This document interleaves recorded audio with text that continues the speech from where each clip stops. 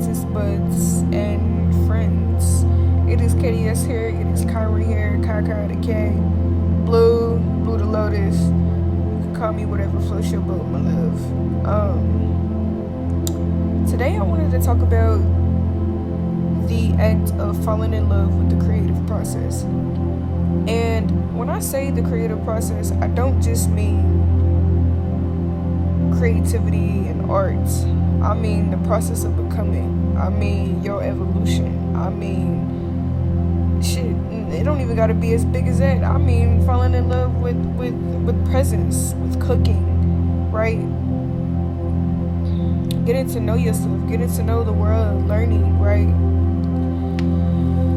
The beginning of my journey was the catalyst for it, rather, of understanding myself, of course, started when I was first incarnated. So this is not, my process of becoming did not start whenever I consciously chose to. It was already written in the stars. It was already written in my being, in my DNA. It might sound poetic and loosey-goosey, but I'm being so serious. We all have an innate creator inside of us. Your inner child is your creator, your manifester, right? When I was little, I would create, draw, paint, and not necessarily use it as a tool of alchemy as I do now, conscious creation, but I would use my imagination to escape from the reality around me. My creativity was a way for me to know who I was outside of the pain that I was experiencing and the identity that the people around me had gave me, right? Which was derived from pain and obedience and assimilation, right? So, like I said, I've been drawing since I was little, but it was just on and off. It wasn't consistent, and I never really identified as an artist until a couple years ago. Like within the last 2 years, for real. But I've always been a writer. I've always been a poet to some extent. I just never really had the nurturing and encouragement from the external to delve into my potential. So I became that. When I was 11 and 12, I had a journal. That was around the first time I had got a journal. And I would use this journal, being that I didn't speak much out loud. I didn't really talk to people for real at school or at home for real. I would use this journal as I drew a lot. I would watch like YouTube videos on how to draw certain shit. I was a really big fan of Melanie Martinez at that time, and oddly enough, kawaii not oddly as in like, it was like I was drawing potatoes and shit, man. I went through a phase of where I called myself a potato. Like me and my friend group, it was like 3 or 4 of us, and we all had different fucking fruits and vegetables that we called ourselves. I was the potato, of course. There is still a character that exists to this day called Plateau, and it is a potato with legs and a top hat, okay? And Plateau, the name was literally derived from social studies class. We were learning about fucking landforms, bro. So this shit goes way back. This weird oddball shit goes way back. This is not, you feel me? I'm not new to this, I'm true to this. But I had this journal and I would draw in it. I journaled in it. I wrote letters to my loved ones that, never would get to see it. The fact that it was out of my brain and on a piece of paper made me feel better. Like siblings, I didn't get to see and shit. Letters to my parents. Of course, journal entries. And it was just a lot of deep shit, especially for somebody my age, but but being what I was going through, it made perfect sense as to why things was in there. Well, I lived in a home that was authoritarianism was the way that they called themselves, quote unquote, taking care of us. So it was my house, my rules. Basically, you have no privacy. We can go through your shit at any given moment. Your belongings is our belongings. Everything that's in this house is ours. So And these were not my parents. These was my sister's grandparents. So, I, of course, being that I had nowhere else to go, I didn't have family. Like my nigga, I was 11, I was 12. I couldn't provide for my fucking self. I stayed there and obliged to the rules, even though I've always marched to the beat of my own drum. I've always been a rebel with a cause. Just being myself and going against the grain. You feel me? But one of the quote-unquote caretakers called himself going through my backpack for no reason, and had seen the journal and had went through it and had told everybody in the family what was in my journal. And and of course I was writing about shit of like, this is really when I started thinking for myself. So this is when I was writing about like, I don't know if God is real, stuff like that, just due to I was beginning to question shit, and the fact that my life was the way that it was, I was just asking myself, like, how could God be real, right?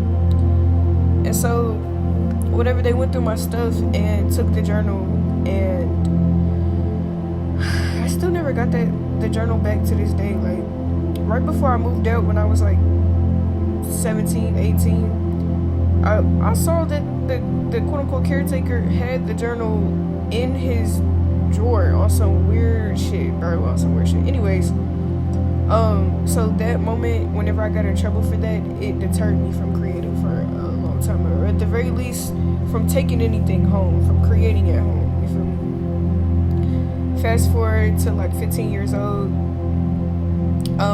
I had started like getting back into drawing and painting, and had actually fell in love with it. Because it's just whenever I was going through so much,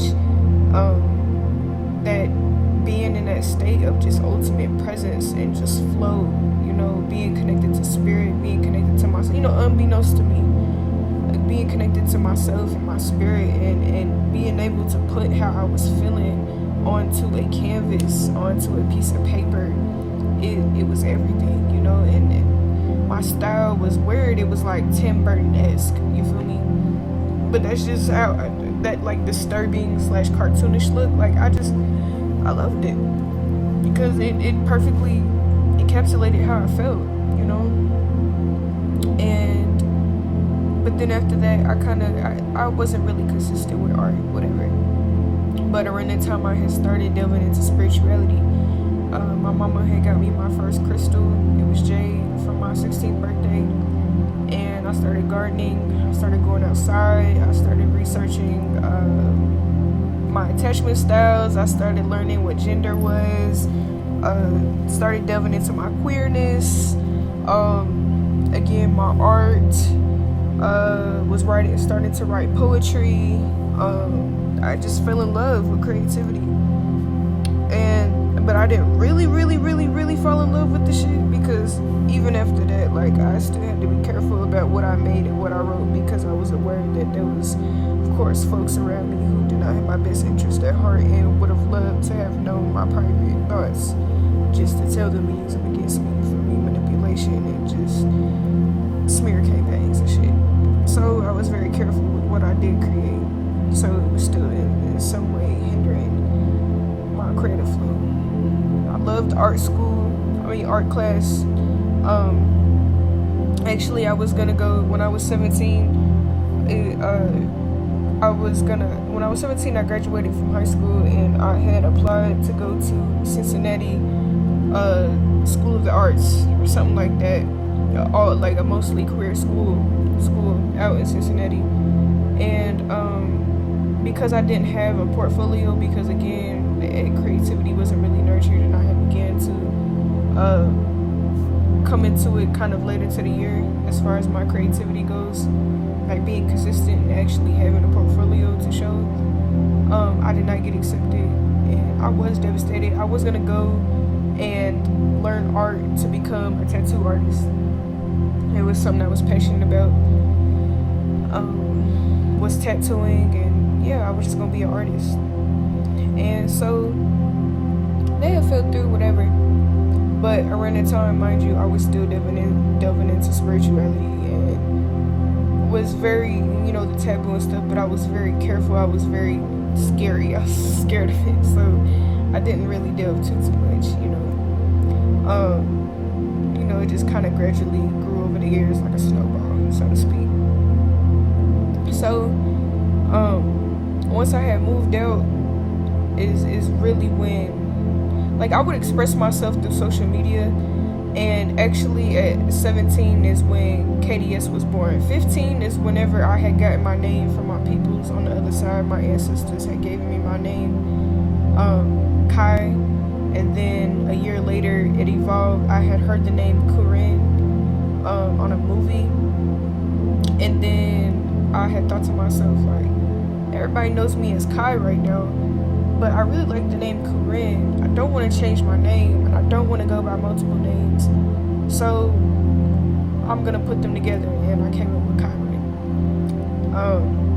So yeah, but KDS was born during a freestyle session with my former best friend, right before prom senior year, in the hallway during class change. And when KDS was born, shit was a game changer, because then it became a piece of me, an alter ego that I could tap into whenever, when it pertained to my creativity, because I would make videos back then too, but I didn't post them on YouTube. I just posted them on my Instagram. It was like funny shit. Like, it was actually funny enough. It was emo flavored enchiladas. So now it's emo flavored tofu because I'm vegan and I'm not Hispanic, so I changed the name. But it used to be emo flavored quesadillas or enchiladas, emo flavored enchiladas, and it was dead ass me and my friend at the time. We would literally go around interviewing people and asking stupid shit, bro.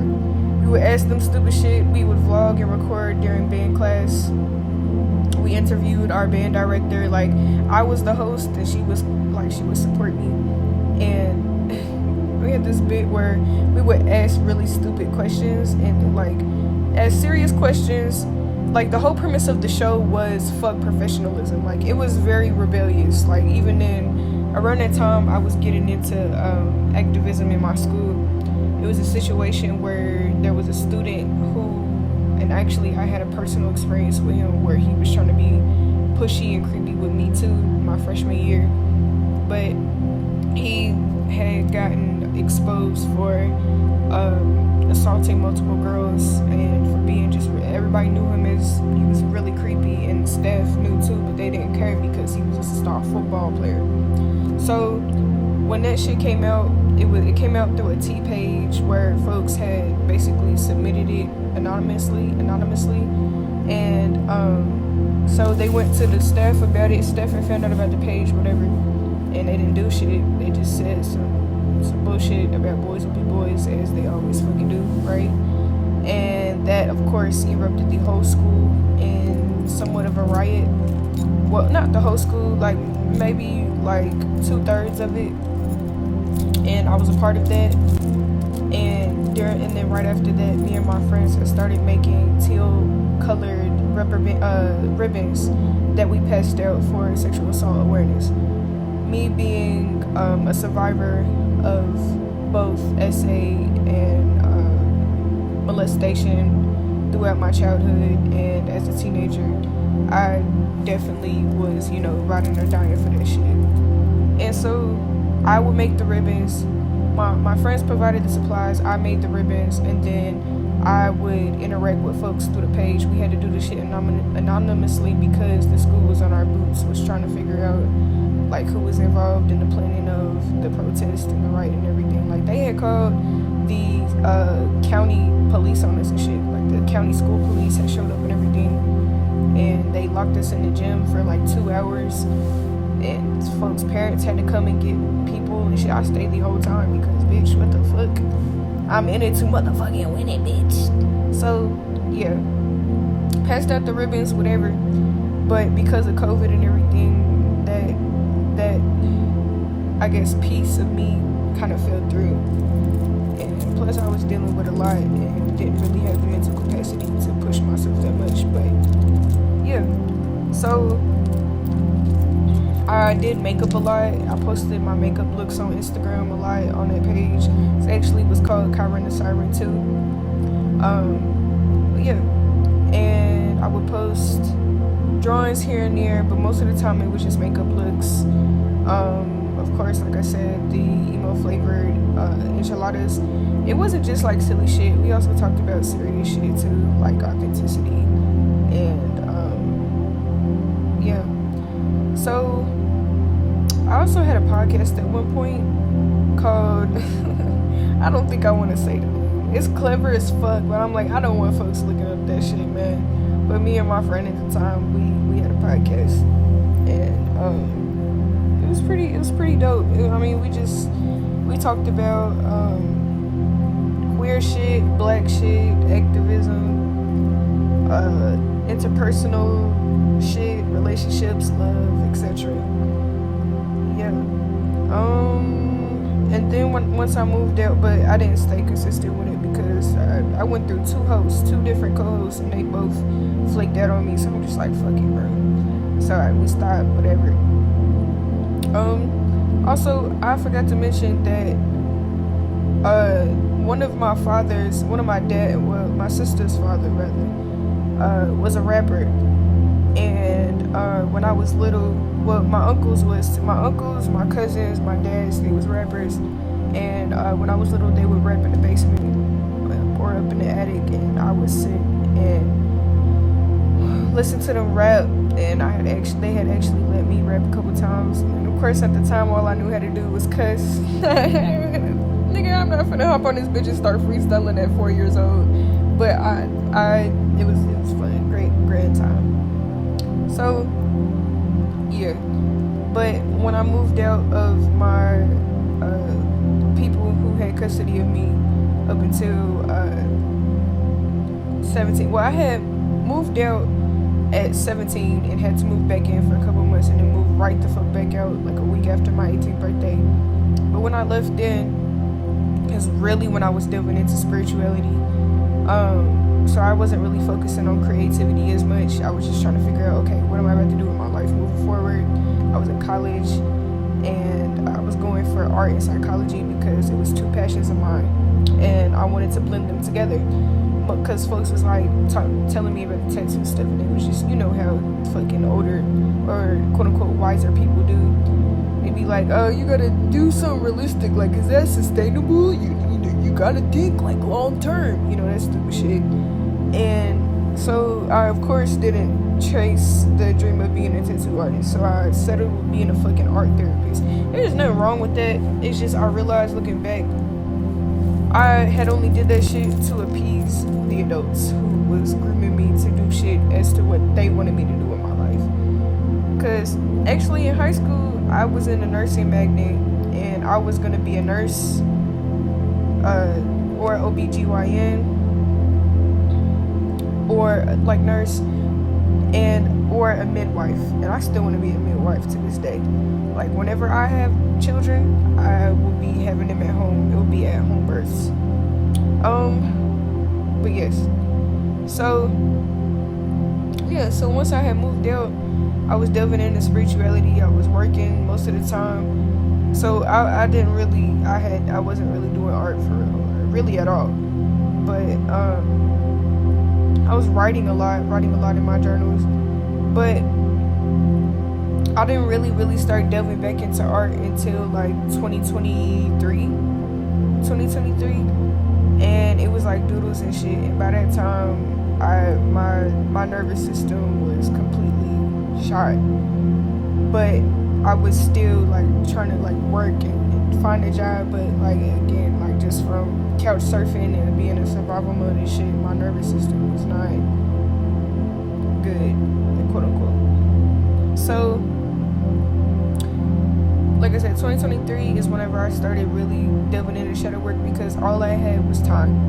2023 and 2024, all I had was time. Being that I had a job, I had jobs here and there, but shit would sometimes happen in the external there was a job I had quit, there was a job I had to leave because I had left the house I was at, and then a job that had ended because the summertime was over. So yeah, so more and more I delved into art. Like I said, writing firstly, shadow work, and then I started doodling because I realized, like, damn, I don't be drawing for real anymore. Like, it had never quite crossed my mind that, like, damn, I haven't drawn, I haven't painted in years. So very quickly, art became a method for me to understand myself. It became a way for me to release how I was feeling, to understand what was going on unconsciously in my brain to take that shit and put it on a piece of paper. I wanted to say also, in elementary school, I had played the trumpet, the flute. I was in the choir at my church, and I was in chorus at school. So music has always been something I've naturally gravitated towards. I was known in my family for knowing every fucking song that came on the radio. Yeah, I loved whistling. Like, it actually used to get on my people's nerves. I was always singing, always dancing. So yeah, I would make little shit like at school and bring them home to my peoples as gifts. Gift giving is a love language of mine. But yeah, where was I at? Oh, so yeah, in the 2023, 2024, I had began to also do art to tap in with my inner child, with my spirit, with, you know, that creative energy that resided in me. I just felt like this deep motivation, this deep desire to be more creative, you know, like, so yeah. And then then there, I stopped for a while. I stopped doing a lot of art, and I was just doing a lot of research, again, on spirituality, while also working at a warehouse job, and I didn't have an outlet, so it was just like a lot of come and say pent up creative energy. I'll say that. And it wasn't until I realized, like, you know, all this lust that I'm feeling, and of course I was not, of course, but I wasn't acting on it because I was trying to be, you know, celibate. I was trying to understand. And when I say this, it's not to say like I was struggling with, you know, an addiction to sex or anything, but I had been out of a relationship for a while at that point. It was just like, I just want to focus on myself. You know, I want to work on me so that I don't keep attracting these same sort of dynamics, because it was just, it's a lot of context I won't be getting into, but yeah, it was just, all in all, I was like, I know I need to work on myself. I know I need to heal myself. And if I want to be in a relationship, if I want to make money off of my art, it was just a whole lot of things, and I was like, okay, I just need to be focused on self. And so January of 2025, December 2024, I really delved into my art. Like, a lot of times, again, I was posting on social media a lot, like using that as my source of outlet, but it was always just like pictures of me and TikToks and stuff. And so that was my alchemy. It was just like, okay, I don't want to do this, because one, I'm spending so much time on social media, and two, this is not doing nothing for me, and three, nigga, I'm post myself 24/7 when I could be creating some shit, you know. And it wasn't like, you know, due to like, oh, I wanted attention. No, it was genuinely like whatever I posted, like, I really put my heart into my posts. Story posts, posts. I just used it as my outlet, so I was always posting. And it was just like, okay, I don't want to do this anymore. I'm growing out of it, right? I'm growing tired of it. So then I bought a journal because I kept seeing on YouTube, and I kept getting the urge, like, God kept pressuring me to create, to express, to post onto YouTube, and I was just not going for it, because I'm like, what the fuck am I going to talk about? What the fuck am I going to create? What do I have to say? You know, at that time, I didn't know that I was sitting on a wellspring of knowledge, of experience, of creativity. So I would record videos, I would record vlogs, but I just kept them on my phone and never really did anything with it because I was afraid of like how it would be perceived and how it would be received, and you know, so it was just like, yeah. And even then I was so deeply, I was processing a lot, so I was just going through a lot, so I just did not want to be perceived. So nevertheless, and also I didn't want to be seen trying, you feel me? I feel like that's a big part of I guess the creative process is learning, and it is being okay with being perceived, being imperfect, being perceived, becoming, evolving, trying. Like, folks, a lot of things that hindered me from really delving into certain things was due to the fear of how it would be received, specifically by my family, right? So that's been an integral part of my journey of creativity. Understanding myself is, okay, completely detaching from the external perception, completely detaching from other people's thoughts, completely detaching from what so-and-so wants, what I think so-and-so would like, or what so-and-so would want me to create, or what so-and-so would be okay with me expressing. Like, I've just completely had to detach from that shit. The only reason why I thought like that was because my family had their hands so deeply intertwined in my mind. Like, it was just a lot. So, yeah, after that, like I said, I kept seeing YouTube videos that said create more than you consume. I kept getting these messages from God, kept attracting creatives, and it was just like, okay, so I'm definitely meant to do something like this, but I have no idea what the fuck I'm ready to do. Fuck, okay. So instead of create on YouTube, well, at the same time I did too, because I had bought a camera. I had bought a camcorder, and I was just gonna vlog and talk about shit with the camera or whatever and post it on YouTube. And yeah, so but in that meantime I bought a journal from the dollar store, I bought some stickers, I bought some art supplies, and this is when I was working at UPS. And I just went absolutely crazy. Like, every day I made sure that I was creating something. I made sure that I was sitting down at least once a day and was sitting with myself and allowing my creativity to flow. And in that, it began to bloom and blossom, and it evolved into me beginning to record on YouTube. And right at that time, KDS was really blooming and blossoming, the concept, which at the time I still didn't really fully know what I was going to do with KDS, right? I had just understood that this piece of me, I didn't even know that I was a Syrian at that point. I didn't know that I was a starseed. Like, my guardian, she had told me, she was like, we were talking about it one day, and I had heard about it, but I didn't really understand it. And she was like, we were talking about something. She was like, she smiled at me. She said, you're a starseed. And of course, I was honored. I was flattered, but I still didn't understand it. So I didn't know that KDS was derived from that. So I'm walking around with this idea thinking, oh, it's just as a result of, me being called manipulative and made to feel like I was evil as a kid, turning that and reclaiming it, and okay, y'all go say I'm evil, all right, here's my alter ego that is really gonna eat y'all, you feel me? Not for real, but yeah. So with the physical art, the visual art, I was able to develop my shadow.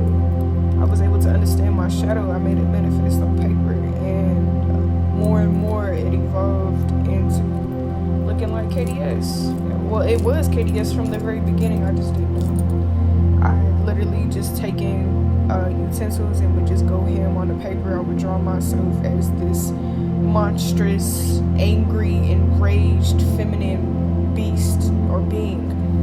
and or dark feminine beast or being, and it just gradually evolved into KDS. And so yeah, I would not be here without art. If it wasn't for my heart, if it wasn't for creativity, I would not be here. Art has truly saved my life. It has taken a lot of discipline, a lot of sacrifice, more so of pieces of selves, right? Ego deaths galore, exposure therapy, right?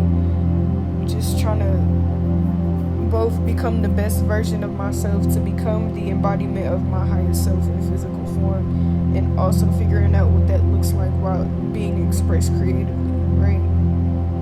Because along the way, I figured out and realized that my purpose here was to express, that my purpose here was to be myself, was to create. And the thing is, like, the certain things I post now, like, I've always, not necessarily always been this way, but for the past, like, 4 or 5 years, like, I've always been me, but of course evolved. But as far as what I post, of course that has evolved too. But, like, the pre-KDS page that I have now, the other KDS page that has since been deleted, I would talk positivity on there too.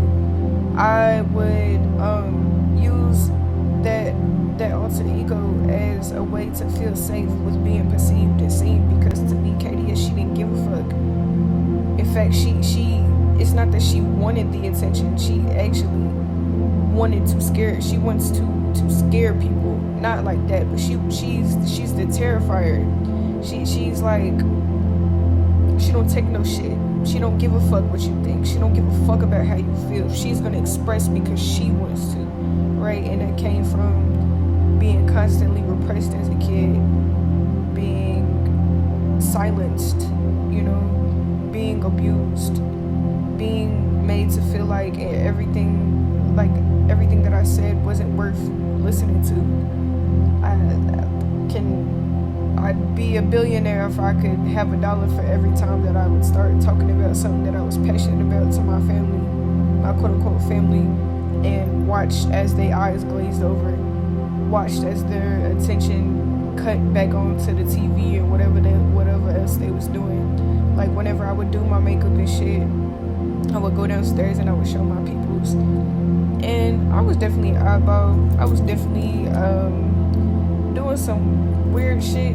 But nonetheless, like, I was doing, like, FX makeup and shit. Like, I had this one look where I had taken, like,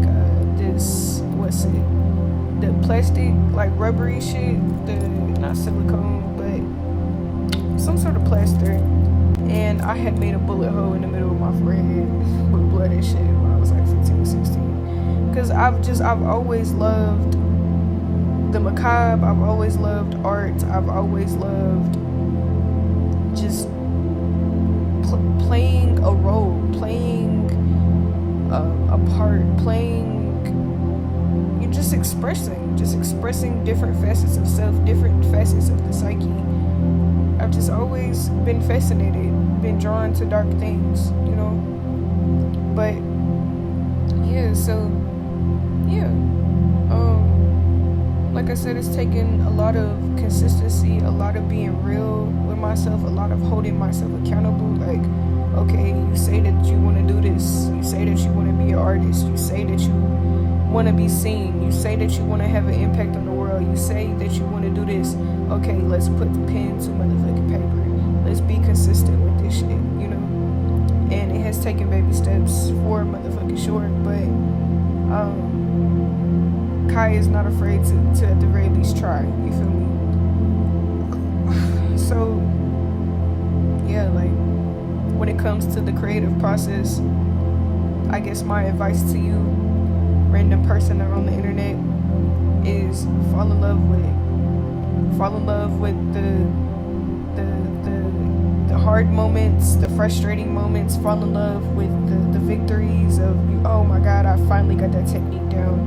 Oh my God, I finally figured that out. Oh my God, I expressed that and it felt so good and so and so. Just of course, keep in mind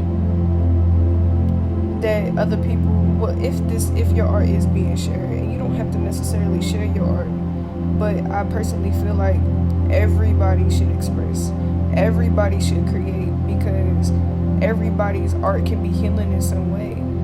Somebody could see something that you drew on a bad day and feel seen without ever having to have eyes be laid onto them. You feel me? It's a very human thing. We've been creating since the dawn of time. Cavemen, handprints on walls, drawing their families on walls. We've been doing this shit. In fact, it's a sign of God. It's a sign of your divinity. It's your creativity. It's your personal expression of God breathing life through you. So allow it to be seen. Allow it to be expressed, because we need your art, both for a revolution, as a personal manifesto of your life, but even then also, why the fuck not, bro? So you don't have to be good at it. It don't have to look good.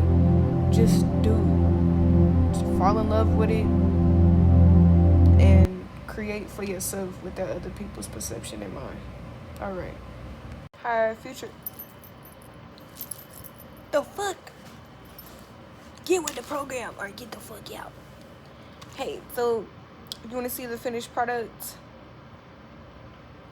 Quick interjection / intermission. I didn't say this in the video that's about to play next, but also when it comes to creativity, fuck what these niggas think about you. Fuck what they perceive, what they project, what they say. Fuck them, because humans are going to think anyways. Humans are going to be, not everybody's judgmental, but they're going to fucking judge you anyways. And why? It's because they own inner child is fucking miserable, so they see you living in your truth and feel the need to humble you. Don't let these niggas, and don't be afraid to whip your fucking shadow out. That's another thing when it comes to creativity. Don't be afraid to create a fucking sword out of thin air. I'm just playing, but like, don't be afraid to defend your art, or just don't.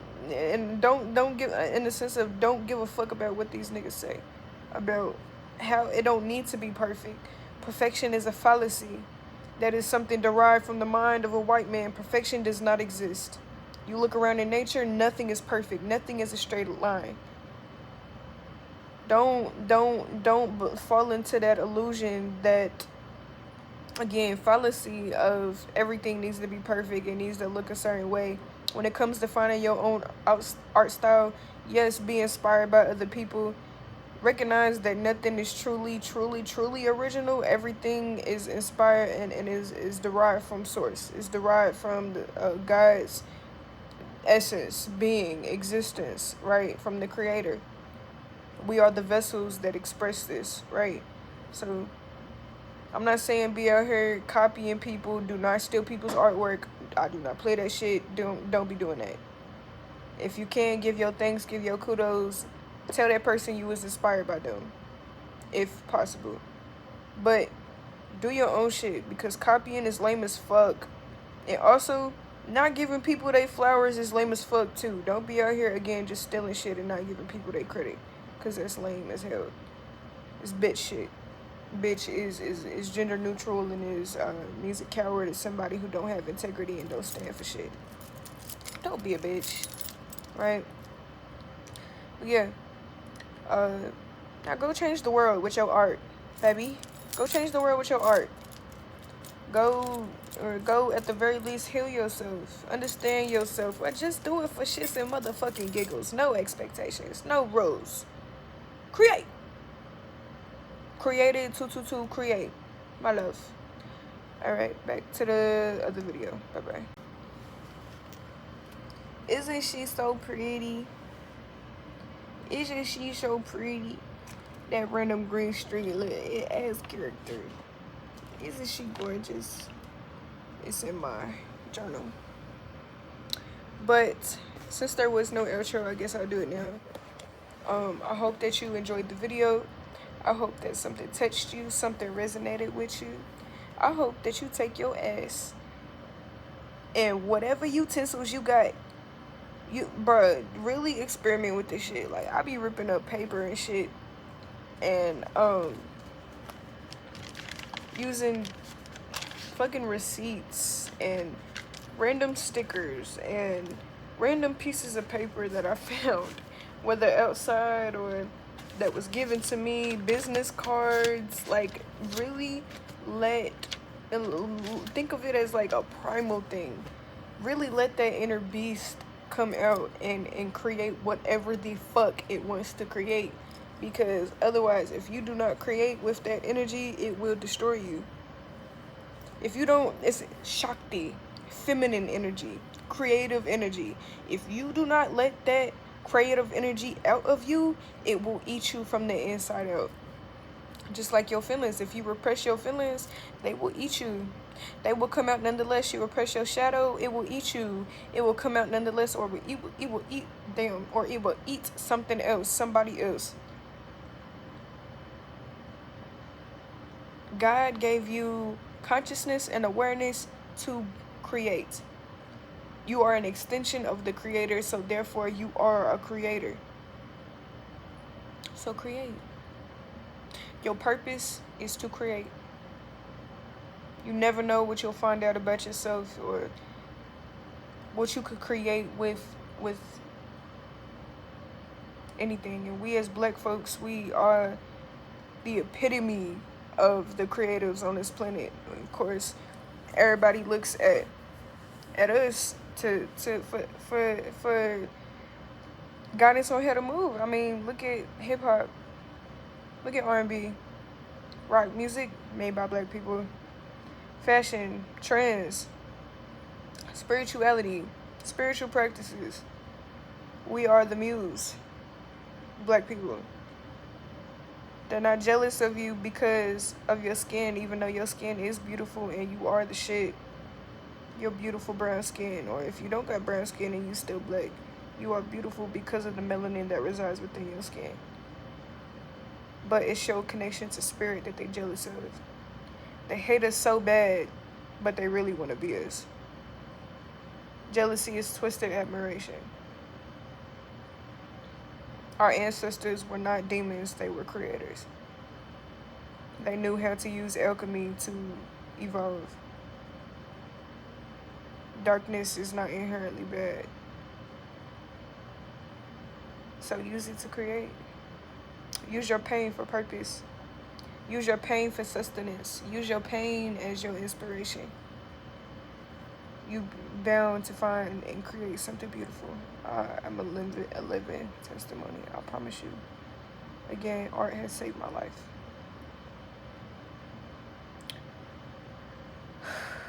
Make friends with creatives. Do something. Get together with your friends. Go out on a picnic and just paint shit. Smoke a blunt and paint, draw, doodle. It ain't gotta be perfect, nigga. It just gotta be. It just has to exist. It has to come out of your brain, right? Because it's not gonna do nobody good. It's not gonna do you good if that idea sits inside of you, wasting away, waiting to be expressed. You are a vessel for the divine. All right. I love you all. Ride that motherfucking wave. You are loved more than you are aware of. Create more than you consume. My love. Ashe. Mwah.